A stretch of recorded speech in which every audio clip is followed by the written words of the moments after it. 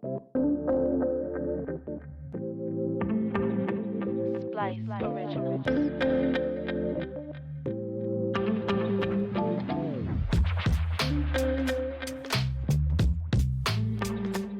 When I was growing up, I had no shoes. I grew up in extreme poverty. My grandmother worked on a plantation. She raised 10 grandkids in that plantation shack with a special needs daughter. And I wrote really to talk about not only where I came from, but also the journey that I took from leaving that plantation shack in Jamaica, coming to Canada as a teenager, and the steps and the moves along the way that I've made to be able to be where I'm at today. I'm grateful to be here in Canada because I've met some amazing people, some amazing allies. None of them look like me, that saw potential in me and go, I want to give you a shot. So the book is kind of a shout out to those people, a shout out to this great country of ours, to support immigration and to support integration, to support diversity.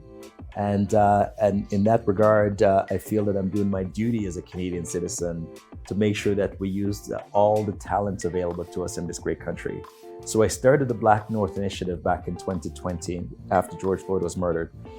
I realized the fact that there are certain things that Black people experience, in particular systemic racism in this country, that a lot of people may know, but they are blind to it. And I really want folks to pay attention to that because, again, it's holding our society back. And those companies signed a pledge. Over 500 CEOs signed a pledge to say, we're going to be inclusive.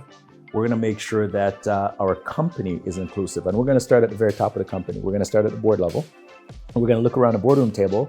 And if it's not inclusive, we're going to make sure that it is. And we're going to also look at the C-suite. And we're going to also look around the C-suite table. And if it's not inclusive, we're going to make sure it is. And we're going to go into a pipeline. But we're also going to use our influence in society as business leaders to make sure that society is changed. So to make sure that the systemic barriers that in particular Black people face and Indigenous people face in this country, that those barriers are removed.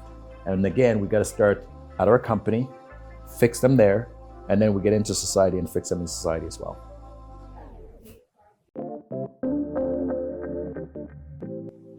I think it's important for parents, first of all, to be involved in the education of their children. It's important.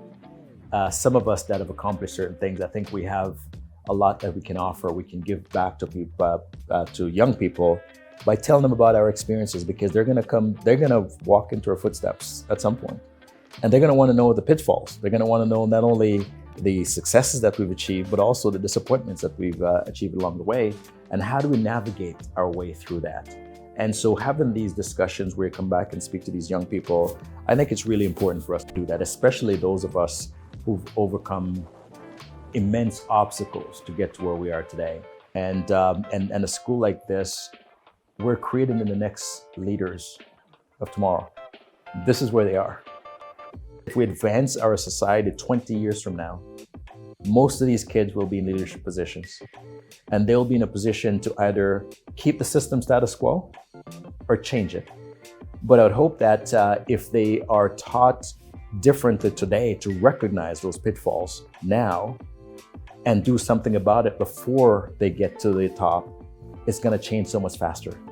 It's very difficult for us to wait until we get to the top before we go, let's make changes now. If we make changes incrementally along the way, then guess what? Once we get to the top, those changes are already made.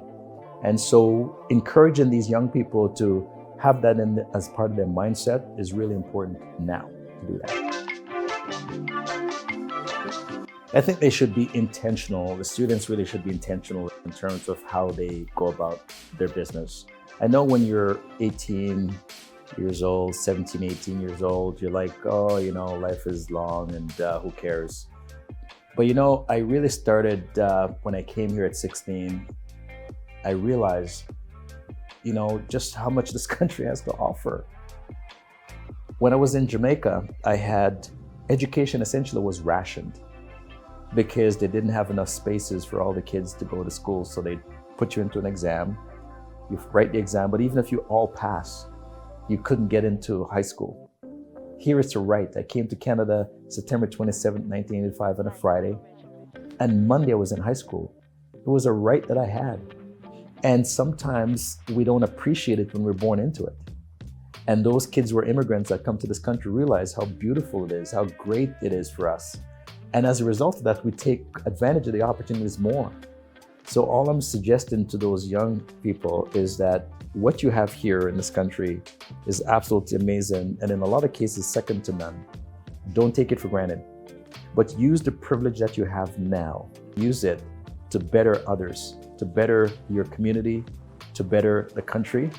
And if you are intentional about especially inclusivity and making sure that nobody's left behind, we're gonna have an amazing society of amazing people. And right now, when we think about where people wanna come, they wanna come here. They wanna come to Canada. And we don't wanna disappoint them when they come. We want to make sure that when they do show up, they go, this is exactly why I want to be here.